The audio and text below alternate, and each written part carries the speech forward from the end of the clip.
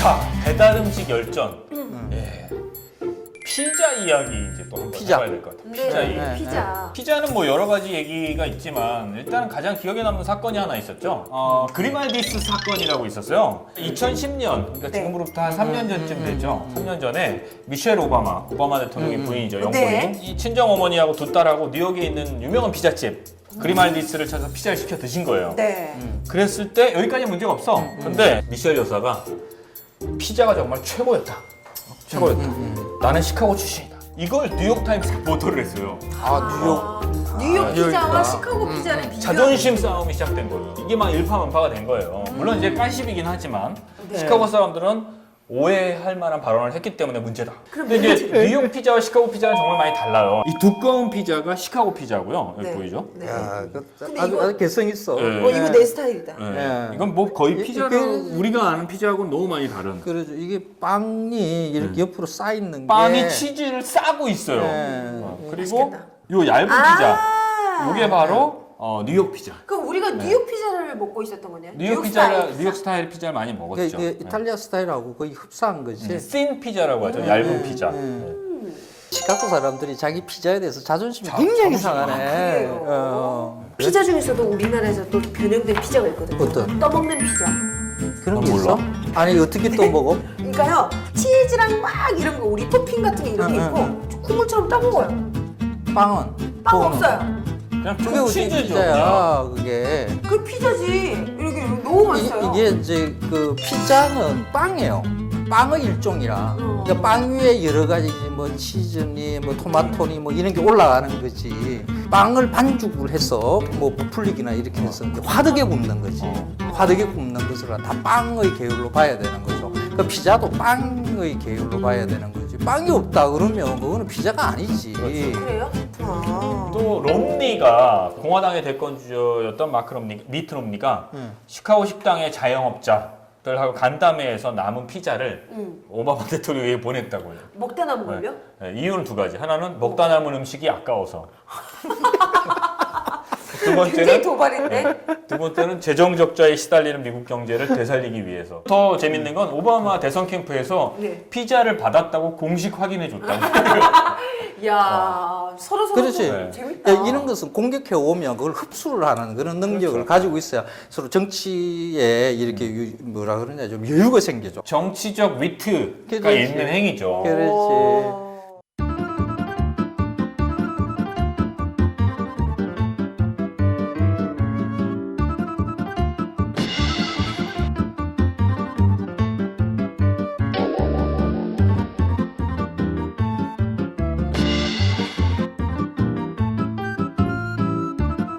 만약에 우리나라에서 지난 대선 때 문재인 후보가 먹다 남은 설렁탕을 박근혜 후보에게 보냈다면 어떤 일이 벌어졌을까요?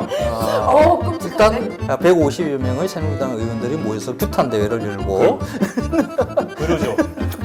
이런 정치적 위트가 없으니까 막말이 나오는 거예요. 그러지. 우리는 그냥 뭐 바로 그냥 뭐 죽여라 살려라. 난리 나잖아요. 나는 내시가 아니다. 막 울고 막.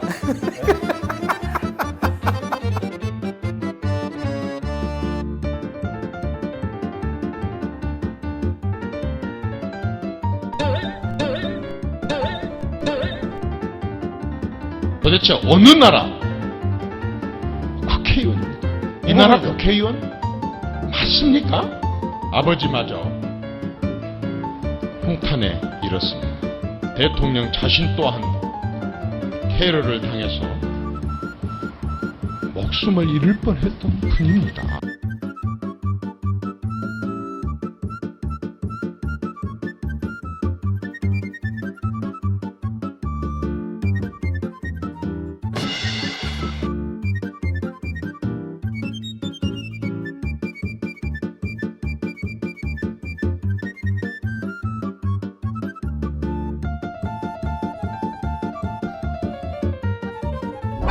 아니 누가 내시라고 했냐고. 물론 내시라고 했죠. 말하자면 정치적 위트잖아요. 네. 너가 한 말은 내시와 같이 지나치게 민주적이지 않은 어떤 그런 멘트다. 절대 권력에게 그 주변에 기생하는 그런 어떤 문제가 있다라고 지적한 걸 가지고 청와대 홍보 수석이라는 사람이 저는 울지도 않고요. 4시도 아니에요. 뭐 이런 게 말이 되냐고.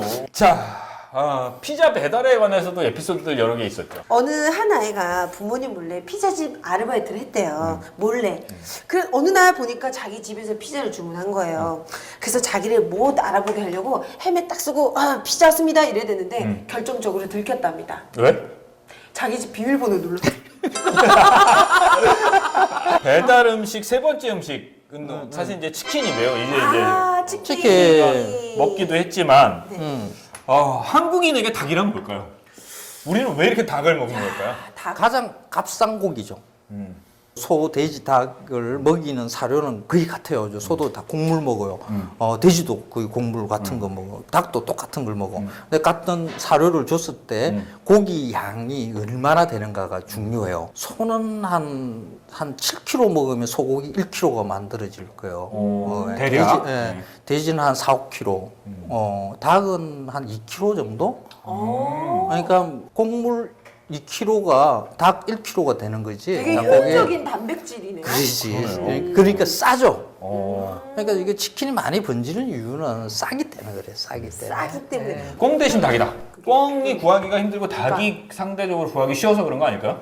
이게 옛날에는 닭 대신 꽁이었을 가능성이 있어요. 이게. 왜요? 꽁은 사실 옛날에는 더 흔했어요. 겨울에 꽁 잡기는 쉽지. 근데 닭은 집에서 이렇게 키우는 것들이 옛날에도 이렇게 키우기 힘들었어요. 이게 사료 먹여야 되잖아요. 그러니까 곡물은 사람도 먹어야 될 거 아니야.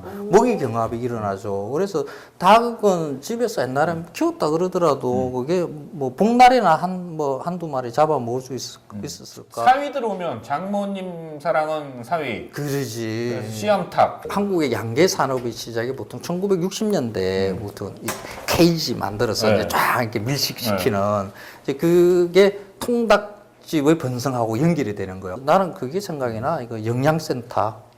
맞아. 옛날 종로에도 있고. 맞아. 그러니까 영양센터. 영양센터 모르죠? 영양센터라는 닭집이 있었어요. 닭집이. 그래요? 통닭집.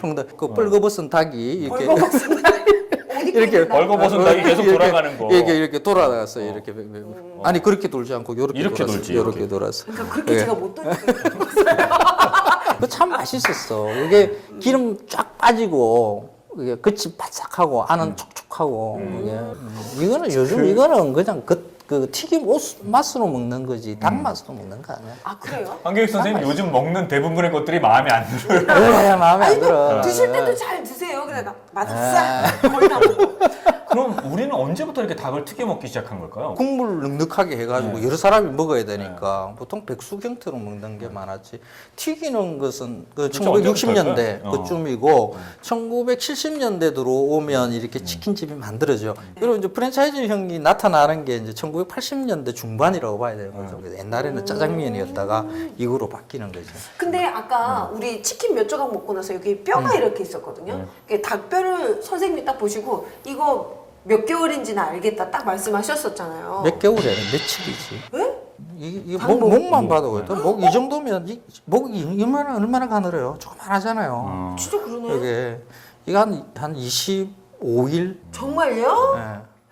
걔 목이 어디 있어요? 야, 너는 꼭 다 쳐놓고서 그러더라. 지난번 편에 그거 생선도 막 이걸로 막 찢는 것도 막 다 먹으면서 어머 막 이래. 늦게 와 그 감정이. 일단 내 배가 부른 다음에 그 생각이 들지. 생각나요 막 이러면서. KFC가 사실은 우리에게는 저희 같은 세대에게는 치킨의 어떤 대명사잖아요. 그리고요. 그러지. 그리고 그 커다란 통에 치킨 먹어보는 게 소원이었거든요. 그 무슨 사이즈? 어. 홈 사이즈라고 하나요? 네. 그런 거 진짜. 근데 아무도 못 먹거든요. 저는 더군다나 네. 집이 강원도라 네. 저희 동네는 KFC가 안 들어오는 거예요. 꼭 서울을 가야만 KFC를 먹을 수 있었어요. 그래서 누군가가 이렇게 사오면 꼭 큰 통으로 사와요. 네네. 그러면 이제 그 다음날 그 통에 그걸 들고 학교를 가.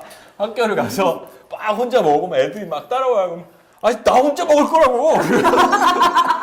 그 통을 너무 좋아해가지고 네. 그 통 버리지 않았던 기억이 그 통에 장난감을 넣고 그 통에 맞아. 장난감. 씻어가지고. 조상님. 닭을 튀겨 먹기 시작했던 것은 이른바 흑인들의 소울푸드였다라고도 해요. 백인 농장에서 일하는 흑인들이 그 음식들 남은 찌끄러기 음식들을 먹는데 기름에 튀겨 먹으면 어쨌든 그 기름 맛도 있고 이래서 그렇죠. 풍미도 막 있고. 그냥 쉽게 넘어가고 이래서 거기에 이제 막 남은 닭 머리, 닭 발 뭐 이런 것들 몸통 살을 제외한 나머지 부분들을 튀겨서 먹는 것에서 유래했다는 설도 있습니다. 맞아요. 그럴 수도 있어요. 이게 닭을 이렇게 맛있게 먹는 방법은 아니에요, 이게. 이게 닭은 그냥 구웠을 때가 가장 맛있어요. 닭이 맛이 없으니까 튀김 옷과 기름의 맛으로 먹는 거지. 그래서 그 특히 양념통닭 같은 거 이런 종류들은 그 냉동닭 같은 거 이런 거 써도 잘 몰라. 닭이 뭔지 모르지. 그냥 튀김 옷의 바삭한 느낌과 기름 맛으로 먹는 거죠. 현아가 회 먹는 거랑 비슷하네요. 그러지. 네. 뭐 초장 쌈싸먹는 맛으로? 거. 쌈 맛으로 먹는 거지. 뭐. 이것도 초장이요. 네. 저것도 맞아. 초장이요. 아까 선생님이 중요한 얘기 하신 것 같아요. 후라이드하고 양념치킨 이런 것들은 닭이 맛이 없어서 생긴 조리법이다. 그리고 몇몇 대기업들이 사료, 종계 이런 것들을 필요한 공급까지를 그러지. 다 장악해버리는, 유통까지를 걱정됐죠? 장악해버리는. 그러지. 요즘에. 이 닭은 일단 그 종자 자체가 다 외국 종자예요. 이것도요? 네. 토종닭이라는 건 뭐죠? 그래요. 토종닭은 뭐 몇몇 개가 있는데 그 토종닭은 시장에 뭐 몇 프로 안 될 거예요. 10% 이내의 것이고 그 튀김으로 해서 먹는 것은 다 그 외국의 종자예요. 그 원종계라고 해서 그 종자로 쓰는 닭을 우리가 수입해 와요. 그 종자의 순수한 상태, 최고의 것을 갖다 순계라 그래요. 네. 순계. 그 밑에 것을 원종계. 다음에 종계. 다음에 실온계. 이렇게 나눠요. 이 등급이 이렇게 된다는 말씀이신 거죠? 원종계를 수입해 와요. 네. 국내 업자들이. 계율화라는 게 뭐냐 그러면 거기에서 이제 원종계를 받아와서 종계를 나눠주고 그 종계에서 만들어진 그 우리가 먹는 닭을 생산을 해서 농가에다 공급을 하고 그 농가에 공급하는 것과 같이 사료까지 같이 주는 거죠. 야, 뭐 산업화되어 그러니까 전에 있는데? 선생님이 네. 그 얘기하셨던 파프리카랑 비슷한 거네요. 아예 식민. 그러죠. 네.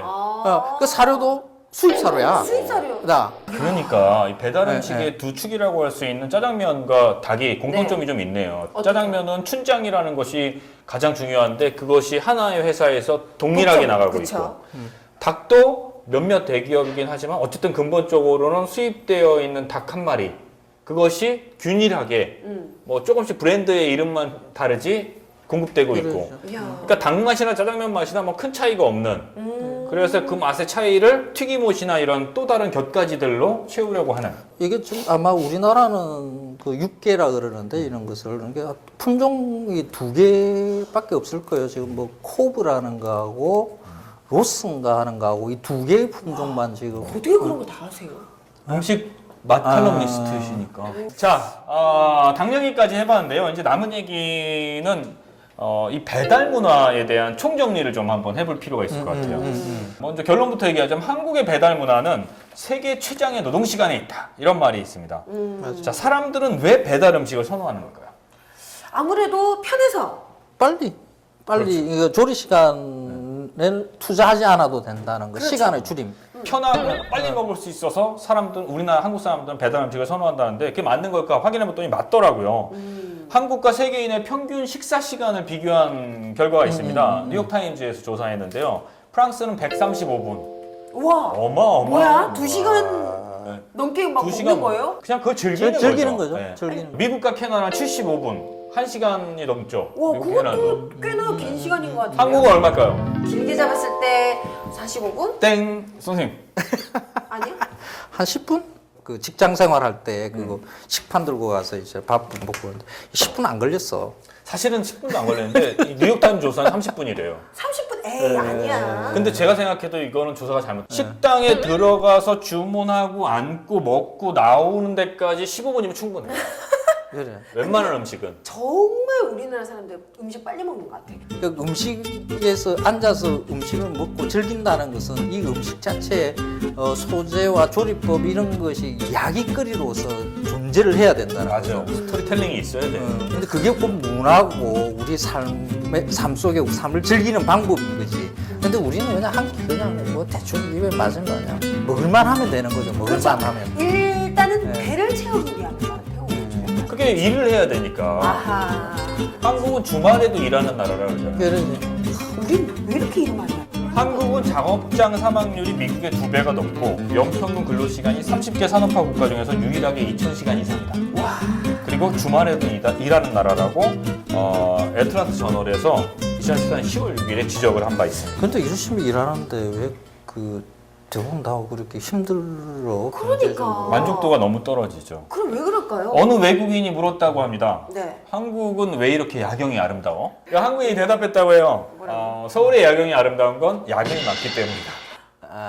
야근이 많기 때문에. 맞아. 약간 그래, 일리 있는데요? 정말로? 그러고 보면 이 야근 많은 한국, 이 일을 해야 하는 우리나라, 박근혜 정부의 고용률 70% 달성을 위해서 시간제 일자리라는 제도가 또 만들어지고 있죠. 아, 이게 조금 당혹스러운 제도인 것 같아요. 이게 네. 그 광고 문구들 보면 뭐 일하는 시간을 줄여가지고 뭐 다른데 행복한 시간을 그렇죠. 늘려주겠다 네. 뭐 이렇게 써 있던데 그게 그러니까 간단하게 얘기하면 이런 거예요. 시간제 일자리는 전 국민을 알바로 만들려고 하는 거죠. 왜냐하면 대부분 단순 노무직들이거든요. 네. 그래서 시간제 일자리의 주 대상은 경력이 단절된 여성들 그리고 이런 분들이 고용 불안정으로 용돈벌이를 하기 어허. 위한 그러나 그게 카운팅이 되니까 그 일자리 창출을 했다고 얘기할 수 있는 거죠.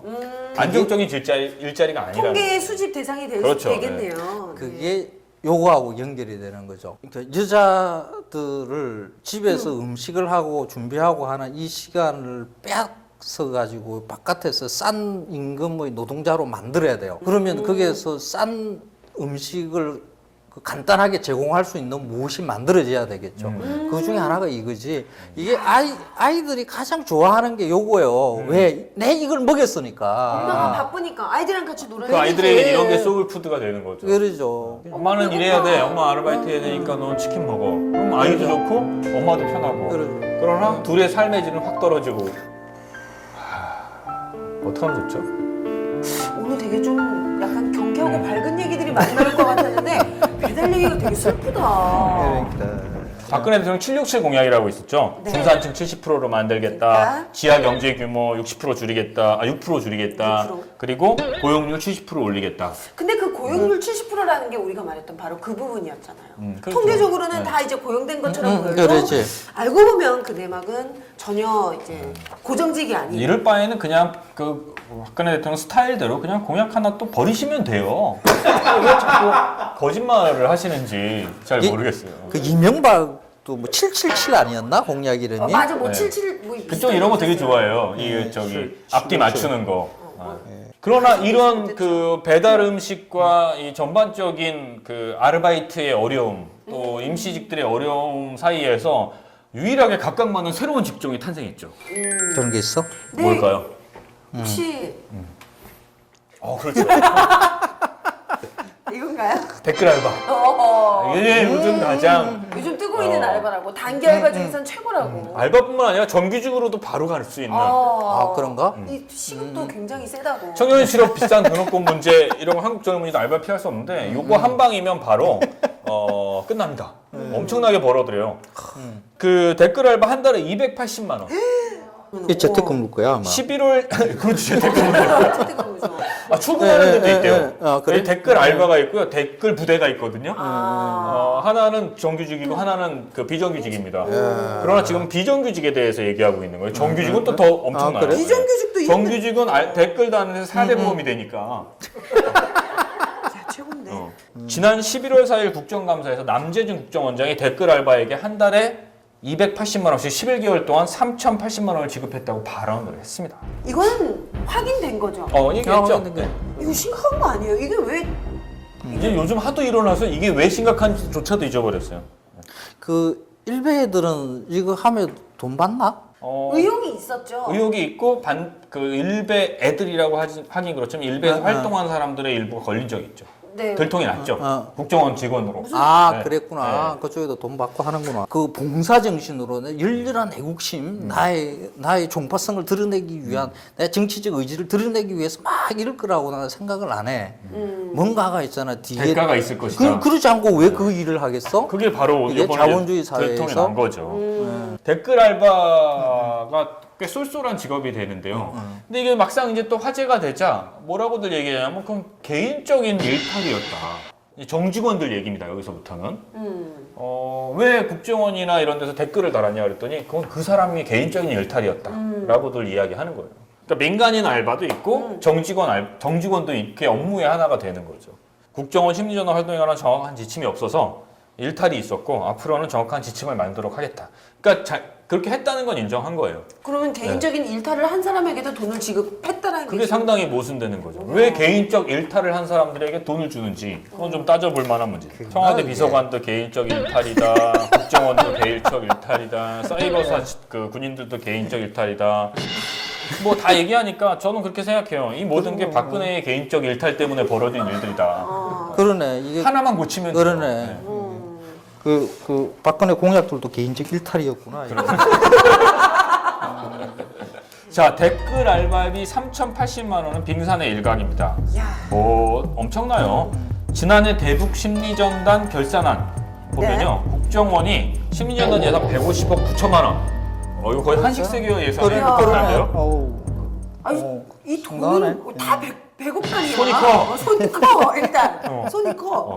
그 가운데 3분의 1은 55억을 각종 장비 구입에 사용했다며 영수증 준병세를 첨부했다. 네. 그리고 나머지 95억에 대해서는 증빙서류조차 갖추지 않은 채 구체적인 사용처도 설명하지 않아요.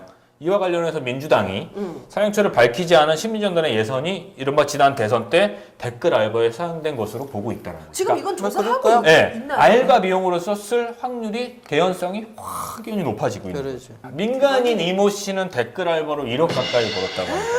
1억이요? 네. 요즘 1억 벌기 진짜 힘든데. 댓글 알바로만. 그런데 우리 학교에 다니는 학생들 힘들게 공부하려고 하는 중고등학생들은 그렇죠. 밤낮 없이 이거 배달해서 한 시급 5천 몇백 원, 5,300원인가요? 내년이 돼야지 4,900 5천 원 원인가요? 넘게 이제 그러죠. 받을 수 있는 그 거죠. 정도 받아요. 공부하고 싶은데 공부 못하고 이거 하고 있어요. 자, 아이들이 어디로 가겠어요? 솔직하게 얘기해보죠. 그럼 댓글 알바로 가는 거예요. 그렇죠. 공부해야 될 거 아니야. 돈이 필요한데. 돈이 당장에 필요한데. 지금 먹고 살아야 되는데. 그러죠. 우리 아이들이 앞으로 어떤 가치관을 가지고 살게 될지에 대한 아주 중요한, 아주 위험한 시기, 위기가 온 것이다. 이렇게. 일단 뭐 권력 쥐면 되고 뭐 돈을- 어떤 식으로 이제 돈 벌면 되고 어떤 식으로든지. 어떤 식으로 뭐 대부분 다 있잖아. 뭐 법적인 문제, 뭐 이게 도덕적인 문제 이런 걸 갖다가 따지지도 않는 세상이 되니까 그게 이제 불행한 거지 뭐. 뭐 대통령부터 법과 도덕과 원칙과 소신과 약속을 지키지 않기 때문에 그 밑에 사람들이 그 지키는 게 상당히 웃긴 거예요. 자기가 한 말 정도는 지켜줘야 맞아. 그래야 되는데 거기에 대해서 지키지 않으니까 아이들한테 정직하게 살으라고 하는 것처럼 쓸데없는 말이 없는 거죠. 이게 좋아요, 하여튼. 그 닭튀김에 왜 닭대가리가 없어? 갑자기. 아니 갑자기 그 생각이 나잖아. 저기 선생님. 뭐 세게 던지셨으니까 세게 받으면 네. 닭대가리는 이쪽에 없고요. 방향상 저쪽 방향에 좀 가야 여기서 한 40분 정도 가야 있습니다.